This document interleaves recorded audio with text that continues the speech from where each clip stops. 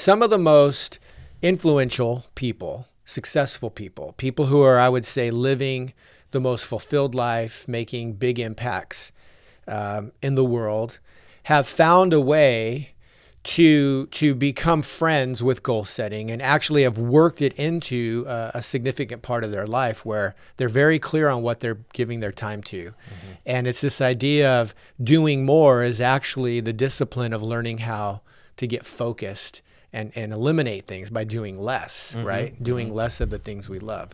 So we're talking about accountability and responsibility and all these things, but a goal really needs to be attached to something that we have to measure, or we're just caught up in a vision conversation. And we could say it's goal setting all day long.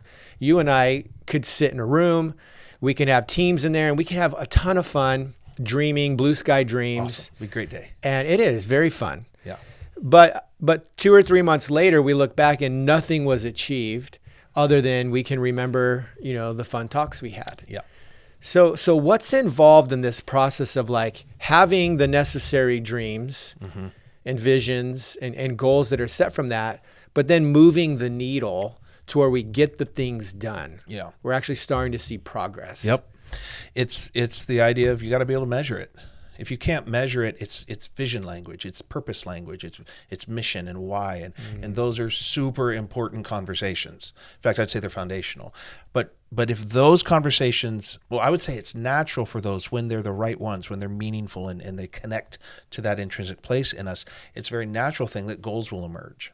They just emerge. You have this strong desire to build a family and get married.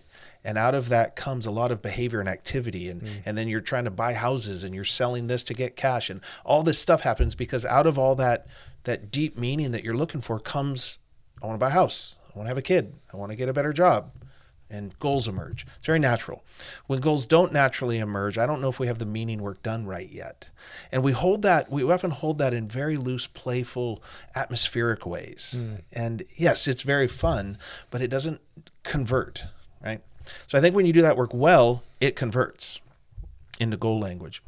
But you've gotten into goal language when you can measure it. Now, a lot of people say you can't measure that. And they either are talking about something that doesn't exist, because anything that exists you can measure. So they might be talking about something that doesn't exist, and that's a nonsensical conversation to have. But sometimes what they mean is you can't measure it precisely. And that's fair. There are a lot of things you can't measure precisely, but you can still measure it. And what measuring does is it causes us to be able to say, did I do it? Yes or no? And it focuses us and it helps us pay attention to it. Right. That's the thing I'm going to pay. It gets our pay attentioner going, right? And that's one of the great things about being able to set goals is it what you measure will improve or will adjust and change.